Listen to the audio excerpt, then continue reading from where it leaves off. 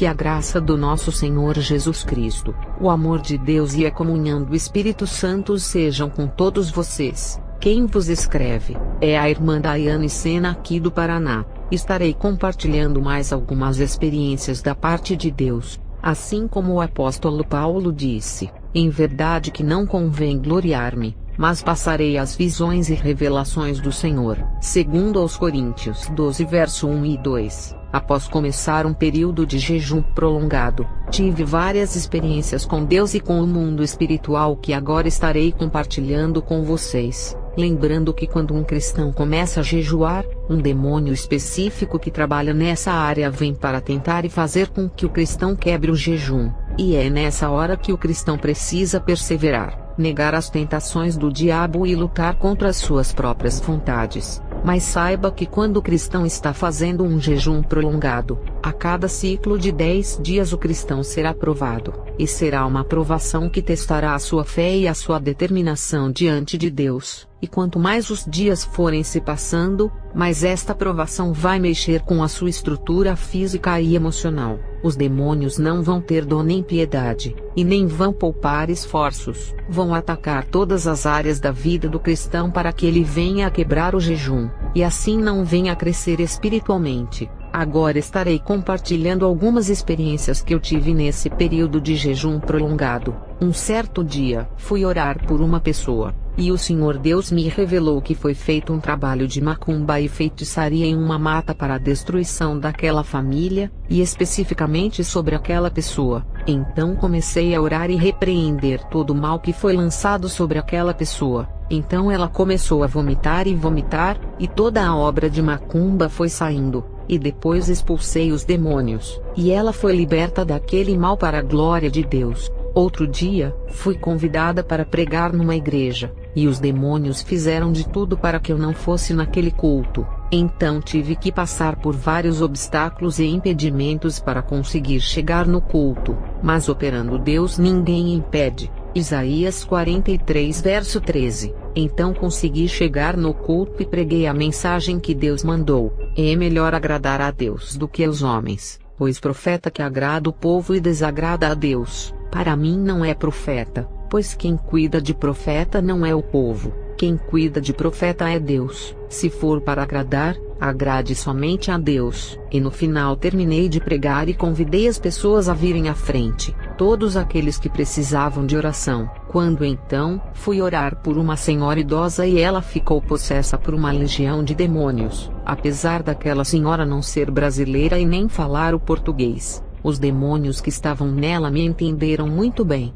Então usei o poderoso nome de Jesus, e expulsei aquela legião de demônios. Louvado seja Deus! Falando sobre confrontos espirituais. Outro dia, após terminar outro ciclo de 10 dias de jejum prolongado, os demônios atacaram com força. Aconteceu um rebuliço com pessoas que eu conheço, e algumas pessoas próximas a mim, o que me entristeceu. Então passei algumas noites orando e chorando nos pés de Jesus. Olha, vou ser bem sincera, foi difícil, mas porém fiquei firme no propósito do jejum, pois maior deve ser a nossa fome pelas coisas espirituais de Deus do que a fome pelos alimentos daqui da terra. Então continuei jejuando e buscando a Deus em oração para a glória de Deus, e para a fúria do inferno. Irmãos, veja a importância do cristão ter uma vida de renúncia, de obediência, de oração e jejuns, para que este estilo de vida se torne uma adoração profunda e genuína, pois foi assim que Jesus nos deu o exemplo.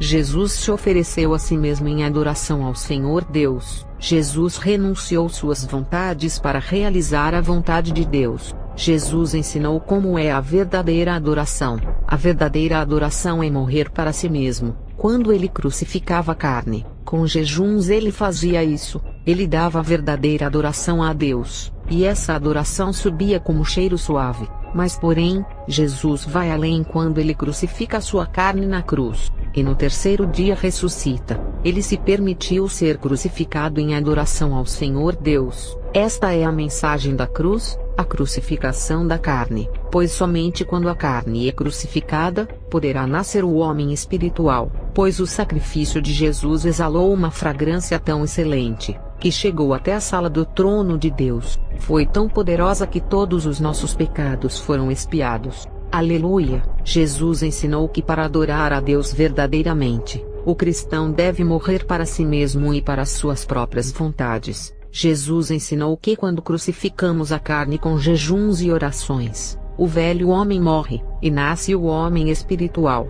Glória a Deus! Veja o que a Bíblia diz sobre isso. Romanos 8 verso 5. Os que vivem segundo a carne, têm a mente voltada para as vontades da natureza carnal. Entretanto, os que vivem de acordo com o Espírito, têm a mente orientada para satisfazer o que o Espírito deseja. João 3 verso 6. O que é nascido da carne é carne, mas o que nasce do Espírito é Espírito. 1 Coríntios 2 verso 14. As pessoas que não têm o Espírito, não aceitam as verdades que vêm do Espírito de Deus, pois lhes parecem absurdas, e não são capazes de compreendê-las, porquanto elas são discernidas espiritualmente. Falando sobre confrontos espirituais, certo dia, eu com um grupo de irmãs da igreja fomos orar por uma família, só que os demônios já estavam preparados e estavam esperando por nós. Por isso que na batalha espiritual, é imprescindível que o cristão tenha o dom do discernimento e seja orientado por Deus. Então quando começamos a orar, o demônio se manifestou, e normalmente quando um demônio se manifesta, as pessoas vão e colocam as mãos, e em algumas igrejas os obreiros até seguram a pessoa endemoniada, mas neste caso, o Senhor Deus foi nos guiando. O Senhor Deus me disse: não toca, pois este demônio está usando uma armadura com grandes espinhos pontiagudos. Antes peça que o sangue de Jesus quebre a armadura no mundo espiritual, para então começar a fazer a libertação.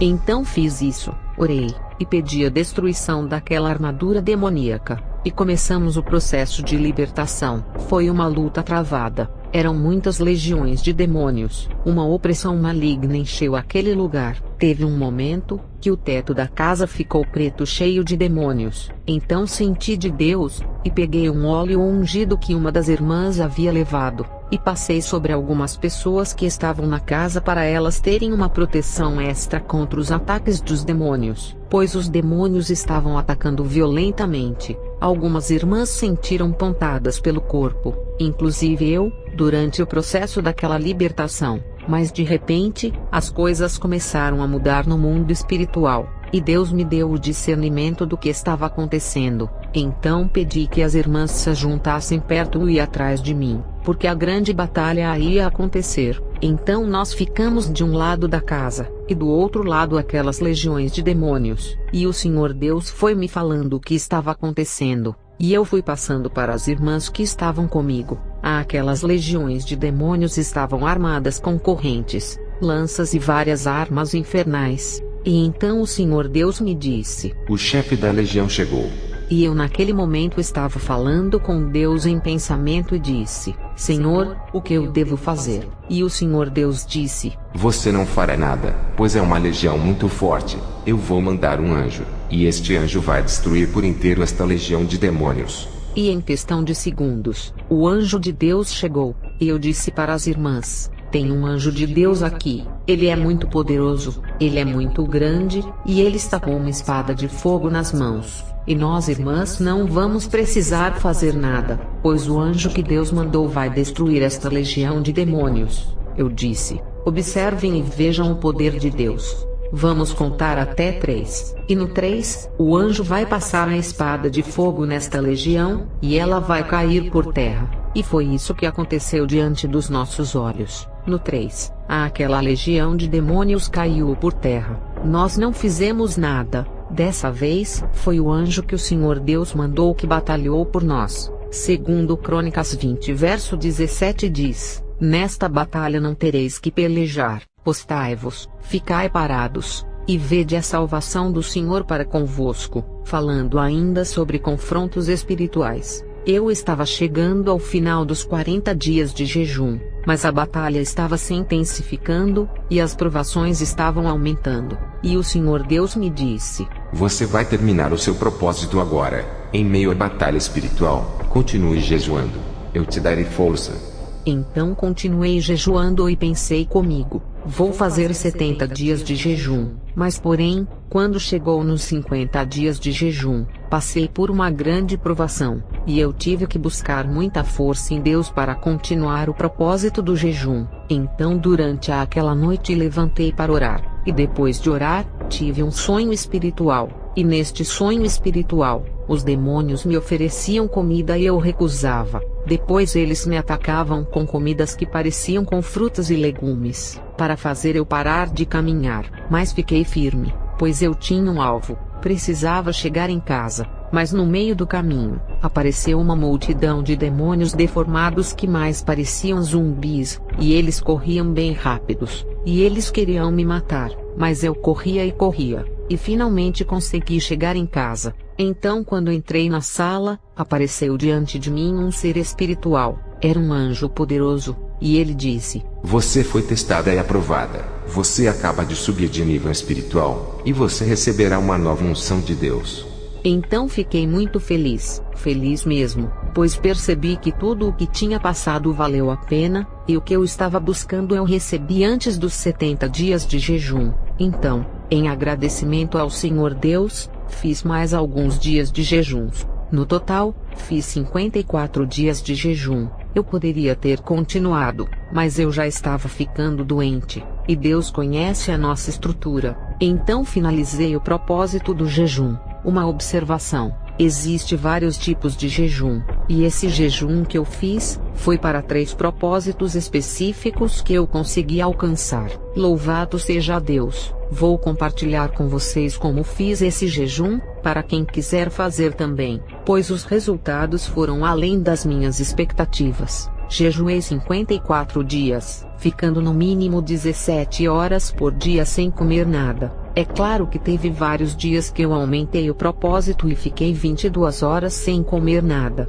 e então quando terminava este período, eu comia alguma coisa e voltava a jejuar, e o único líquido que eu tomava era água, somente água. Foram 54 dias de jejum ininterruptos. Essa foi a minha experiência de jejum, mas quem quiser, pode fazer mais tempo e mais horas. Cada um conhece a sua estrutura. Então termino dizendo que essas foram as experiências que eu senti de Deus de relatar. É claro que teve várias outras experiências, mas no momento são essas que estou compartilhando, para que elas possam te motivar a buscar mais as coisas espirituais de Deus. E eu digo a vocês, vale a pena, pois o sobrenatural de Deus será descortinado diante dos vossos olhos, e será acessível para todos os que tiverem dispostos a pagarem o preço. E é muito importante que os cristãos nesta última hora orem e jejuem, e o que eu puder fazer para incentivar as pessoas a jejuarem e se aproximarem de Cristo,